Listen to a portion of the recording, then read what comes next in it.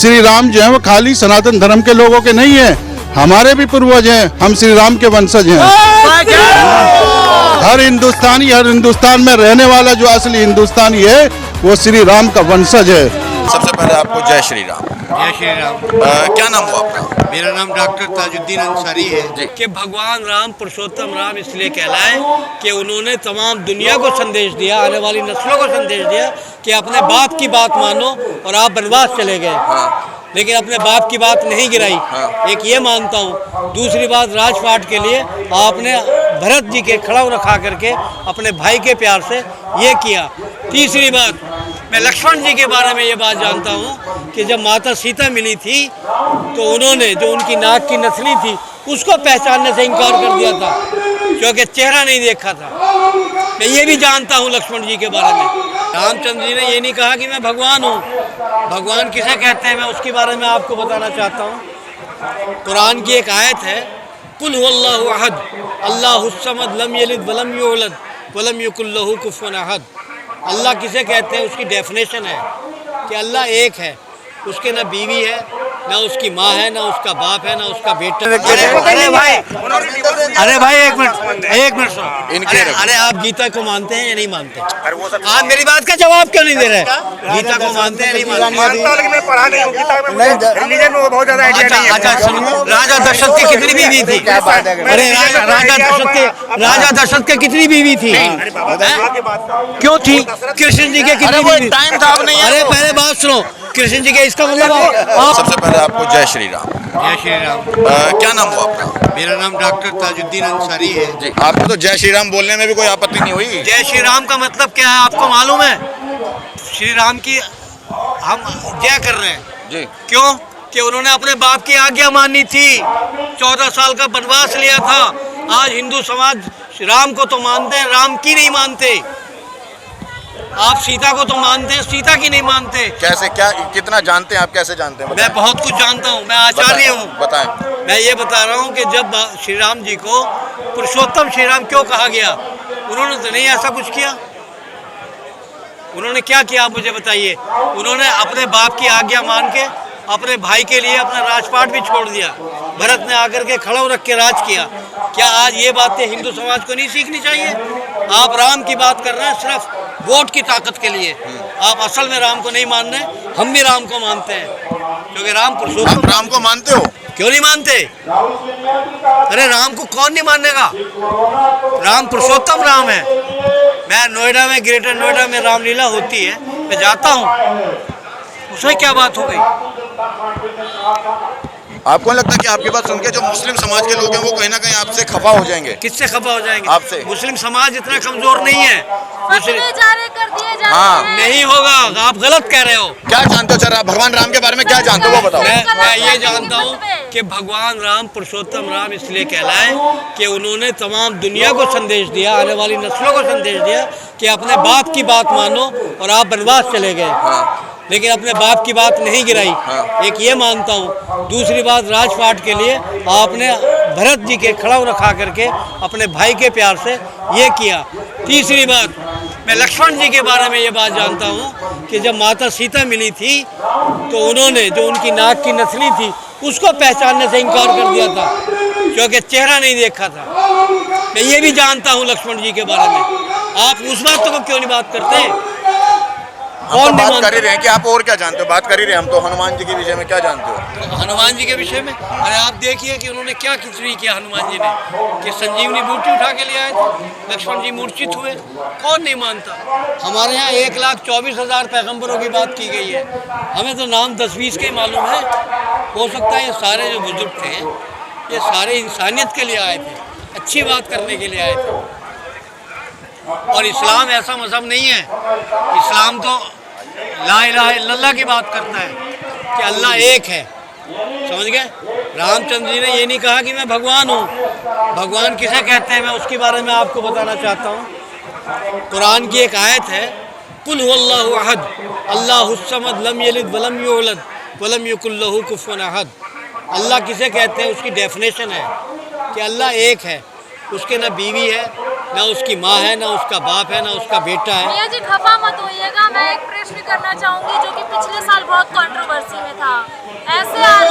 लगाए जाते हैं कि अल्लाह पैगंबर मोहम्मद जो है उन्होंने 6 साल की आयशा के साथ यौन संबंध तक बनाए थे। इस तरह का आरोप लगता है। आप मेरी बात सुनिए एक जी। मिनट।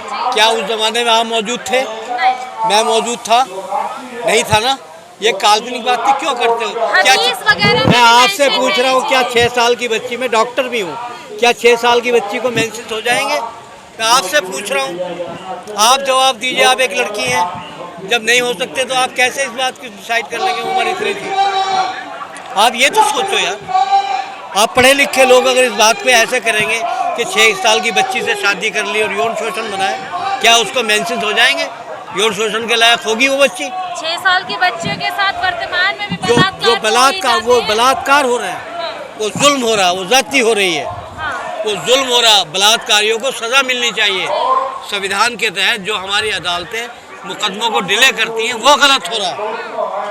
तो हमारे- आप हमारे- कह रहे हैं पैगंबर मोहम्मद ने आयशा के साथ ये जो बातें हैं केवल काल्पनिक है। ये इस तरह की बातें कि 6 साल की बच्ची थी, हाँ। सुन तो लीजिए, और ये था और वो था। मोहम्मद सल्लल्लाहु अलैहि वसल्लम ने, हदीस मैं हदीस की हिदायतें भी दी गई थी। मैं हदीस की बात मैं कर रहा हूँ आपको, मैं बता रहा हूँ। आपने 11 शादी की, जिसमें से ज़्यादातर 10 शादियाँ आपने बेवा औरतों से की जिनके हस्बैंड की डेथ हो गई थी, समझ गए? या बूढ़ी और अपनी उम्र से 15 साल बड़ी लड़की से शादी की। ये डिसाइड है हदीस से। और हज़रत आयशा एक अकेली थी जो जवान थी, बच्ची थी, और उनके वालिद की वजह से उनकी शादी हुई। तो नबी ने ये पैगाम दिया कि वैश्यावृत्ति रोकने के लिए, आप जो कहते हो ना कि 4 शादी मुसलमानों में, वो इसलिए कि जो लड़की बेवा हो जाती है और उसके बच्चे नहीं होते, या 1-2 बच्चा है, ना भाई पूछता है ना कोई नहीं पूछता, उसके लिए कहा कि उससे शादी अगर एक आदमी कर ले तो उसके सर के ऊपर साया हो जाए, नहीं तो वो वैश्यावृत्ति करेगी। उससे शादी करने की जरूरत है, वैसे मदद कर दो। कैसे मदद कर दो? वैसे भी तो मदद की जा सकती है सामाजिक तौर पे। कैसी बात कर रहे हैं आप सामाजिक हाँ। तौर पे? देखिए, एक बात, एक नीड है। आपको पेशाब आता है? हाँ। नहीं आता, मुझे भी आता है, लैट्रिन आती है। इसी तरीके से सेक्स भी एक नीड है इंसान की। अगर वो नहीं होगा तो वो उसके लिए भी गलत रास्ता चुनेगी। मतलब वो सेक्स के लिए जाता है, जो शादी करी जाती है। शादी सेक्स के लिए भी होगी, उसकी मदद भी होगी, और ताकि वो एक ज़ाती कायम हो जाए। नहीं, वो तो एक बीवी उसके पास जब ऑलरेडी है एक मुस्लिम के पास, तो फिर वो जरूरी क्या है उससे शादी करना? वैसे मदद करते हैं उसको। वो खाली वैसे कैसे मदद कर देगा? क्यों? वो हराम है, नाजायज़ है। कैसे आप उसके बच्चा अगर होगा तो आप उसको नाम देंगे? नहीं, मदद की अगर भावना है तो मदद तो वैसे भी की जा सकती है। खाने पीने की मदद की जरूरत नहीं है। हाँ। मान लो जवान लड़की है, हाँ। उसके शोहर की डेथ हो गई, एक्सीडेंट में मर हो गया, गई। उसके एक बच्चा है हाँ। या 2 बच्चे हैं, हाँ। अब वो कैसे गुजारा करेगी? एक तो वो मसला है, दूसरा उसको हस्बैंड भी चाहिए, शोहर भी चाहिए, तो क्या बुराई की बात है इसमें? ये इसलिए कहा गया। ऐसा नहीं है कि आप शौक में कर लो, अय्याशी करने के लिए शादी कर लो, वो नहीं है, वो गलत है, वो इस्लाम मना करता है उसके लिए। मैं थोड़ा सा बीच बोल रहा हूँ। हाँ हाँ। ये हिंदुओं में भी तो है, मुसलमानों को ही क्यों टारगेट किया जाता है? भाई हिंदुओं में भी तो कई एग्जाम्पल है इस टाइप के। हिंदुओं में कहा है भाई साहब, आप कैसी बात कर रहे हो? हिंदुओं की हिंदुओं में भी एक वाइफ जिंदा है, बस दूसरी कर ही नहीं तो कर ही नहीं सकता है हिंदुओं में। अरे नहीं कर सकता भाई साहब, क्या अलग चीज है, लीगली अलग चीज है, लीगली ऐसा नहीं है। हिंदू को इलीगल, लेकिन मुस्लिम समाज में लीगल तरीके से वो आपने इधर सुनो, धर्मेंद्र था ना, धर्मेंद्र को दूसरी शादी करनी थी, उन्होंने क्या किया, अपना इस्लाम बदल लिया, उन्होंने ड्राइवर नाम से रख लिया।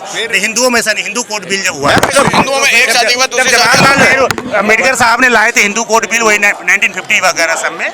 हिंदू में मल्टी वाइफ नहीं रह सकते हो, जब तक एक वाइफ अभी जिंदा है तब दूसरी शादी कर ही नहीं सकते हो। आप क्या बात कर रहे हो? हिंदू में कहाँ से ये कानून आ गया? ये तो मुस्लिम धर्म के अंदर ही है। हिंदू जैन जो भी है, हिंदू जैन बौद्ध जो all are govern by the Hindu law code से। ये चीज मुस्लिम समाज में है, लेकिन वहाँ पर अभी तो वो यूनिफॉर्म सिविल कोड नहीं, यूनिफॉर्म सिविल कोड नहीं आया वो ना। अपना ही कोर्ट कानून वो मानता है। देखो उस समय जब जवाहरलाल नेहरू जी ने जब किया था ना, और अम्बेडकर साहब ने कोशिश, ये बिफोर इंडिपेंडेंस भी था, तो अंग्रेजों ने कुछ लाने की कोशिश किया।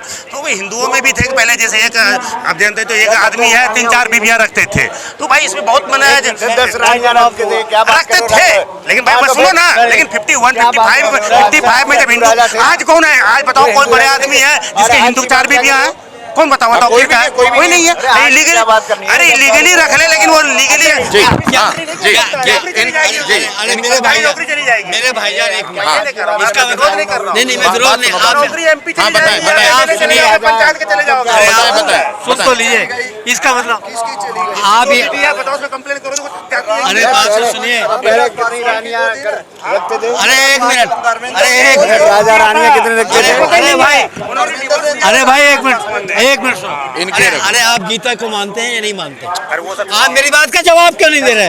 गीता को मानते हैं या नहीं मानते? मानता हूं, लेकिन मैं पढ़ा नहीं हूं गीता में, मुझे रिलीजन में बहुत ज्यादा आइडिया नहीं है। अच्छा सुनो, राजा दशरथ की कितनी बीवी थी?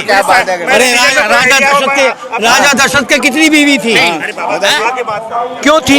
कृष्ण जी के कितनी बीवी? टाइम था अब नहीं है। अरे पहले बात सुनो, कृष्ण जी के, इसका मतलब आप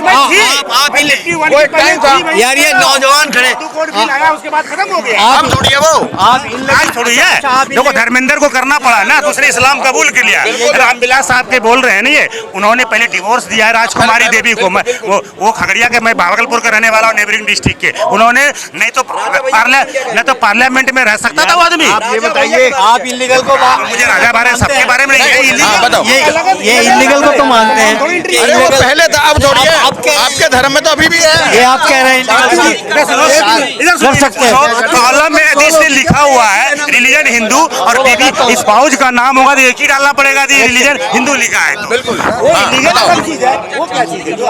चार शादी कैसे कर सकते हैं? चार शादी इसलिए कर सकते हैं, बेरोजगारी खत्म हो रही है क्या? पहले सुनिए एक मिनट। अरे चार शादी इसलिए कर सकते हैं कि आपकी एक बीवी है, आपके, अरे मैं बोल तो रहा हूँ, आपके अंदर इतनी इस्तात हो कि आप उन चारों बीवियों का खर्च उठा सकें, उनकी बराबरी कर सकते हो, तो आप करें। आप सेहत से फिजिकली भी फिट हो और फाइनेंशियली भी फिट हो, तब आप शादी कर सकते हैं। उनको इंसाफ दे सकते हो। और उनको इंसाफ दे सकते हो। अगर एक बीवी के पास टेलीविजन है तो चारों के पास होना चाहिए। एक के पास, मैंने एक शादी की, उस एक बीवी से मेरे 4 बेटे हैं, एक बेटी है। मेरी बेटी ने PhD किया अल्हम्दुलिल्लाह एजुकेशन में, बेटे ने मेरा MTech किया USA में जाके, 3 बेटे मेरे यहाँ पढ़ रहे हैं। मुसलमानों को चाहिए, बल्कि पूरे हिंदू समाज को चाहिए, हमें शिक्षा की तरफ जोर देना चाहिए और तालीम होगी। आज हिंदुस्तान को चाहिए तालीम की तरफ, शिक्षा की तरफ जोर दे। बाकी ये जैसे भी मेरा दोस्त भाई बात कर रहे थे, क्या कहा? मैंने कहा संविधान से चलना चाहिए। नहीं, कांड जो हुआ, आप मेरी बात बेरोजगारी कुछ नहीं है। अरे मेरी बात, अतीक अहमद कांड की जो आप बात कर रहे हैं ना, क्या आप चाहते हैं कि रस्सी बांध के हम कानून बनाएं? किसी हाथ में हथकड़ी डाल के फिर उसके गोली मरवा दें? या कोई आगे अरे पुलिस की कस्टडी में गोली लगी तो पुलिस की कैसे हिम्मत नहीं हुई उनको रोकने की? उनको रोकना चाहिए था। चलो ठीक है। जिसके नाम से दहशत खाते हो। और दूसरी बात, एक बात सुनो, सुन तो लो, मैं बता रहा हूँ, अतीक अहमद पे 100 मुकदमे थे, हम उसकी मुखालफत कर रहे हैं, माफ़कत नहीं करते, लेकिन हमारा संविधान है और जब तक हिंदुस्तान में संविधान लागू है तो गैर संवैधानिक बात के मैं खिलाफ हूँ। जब तक संविधान लागू है 4 शादी नहीं हो सकती। क्या चीज? संविधान मना नहीं करता। संविधान ही तो मना करता है, संविधान में तो है ही नहीं। ही देता है संविधान में राइट दिया। इसका मतलब ये हुआ, एक मिनट सर, एक मिनट सुनिए मेरी बात। बेटा एक बात सुन तो लीजिए मेरे 4। मैं SC/ST कमीशन में रहा हूँ, 2 टर्म रहा हूँ, नेशनल कोऑर्डिनेटर रहा हूँ भारत सरकार में। ऐसा नहीं है, संविधान अगर इजाज़त नहीं देता तो ये हम इस तरह से नहीं कर सकते थे। और वो क्या है, आप ये चाहते हैं कि वैश्यावृत्ति करें लड़के औरतें? आप ये चाहता है? नहीं चाहते ना। सिर्फ वैश्यावृत्ति को ख़त्म करने के लिए, ताकि उनका गुजारा क्या चाचा, एक लड़की का एक बीवी रख रहा है तो क्या बाकी औरतें वैश्यावृत्ति कर रही है? एक बात बताइए, वो क्या करेंगी? वो नहीं, जब उनका शोहर नहीं होगा, उनके बच्चे होंगे, वो गुजारा करने के लिए सगा भाई तो उनकी मदद नहीं करेगा। नौकरी में नौकरी,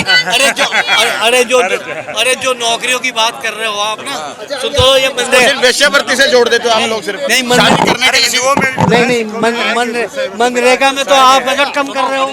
अरे मनरेगा में तो आप बजट कम करके नहीं, शादी करने के लिए सीधा वेश्यावृत्ति से जोड़ दिया। आप जब रोजी रोजगार की बात होती है तो ये तो आप जी। मेरा सवाल आपसे ये है, आपने बताया कि अभी आपकी एक बेटी भी है, PhD कर चुकी है, तो क्या आपकी बेटी को आप उसके किसी मर्द की दूसरी बीवी, तीसरी बीवी, चौथी बीवी बनाना पसंद करेंगे? किस चीज़ के लिए शादी करेंगी? क्यों कर, जब उसका हस्बैंड मौजूद है नहीं। और उसका हस्बैंड अगर उसका हस्बैंड की डेथ हो जाती है, सुन लीजिए, और उसका बच्चा है और उसकी परवरिश का मामला आता है, बच्चे का तो कोई जिक्र नहीं है। मैं वही बोल रहा हूँ या बच्चे यहाँ शादियों का जो आप अभी आपने right शादी बता की, रहे यही हैं, तो बात रखी उसमें अपनी। बच्चों का तो जिक्र नहीं है। वो जो आप अपनी बात मेरे मुंह में डालना चाहते हैं ना, सवाल यही तो है, सवाल है। यही सवाल तो अच्छी बात यही है, सवाल तो है। गोदी मीडिया पूछवा रही है आप बच्चों से। ये गोदी मीडिया कहाँ से आ गया? अरे आपने बोला वही तो पूछ रहे हैं। पूछवा रही है। यही तो है, अभी इनका आज काम मनरेगा का अरे इशू पहले इधर सुनो, मैं बताता हूँ आपका जवाब दो। अभी नरेंद्र मोदी है ना, जवाहरलाल नेहरू ने यूनिफॉर्म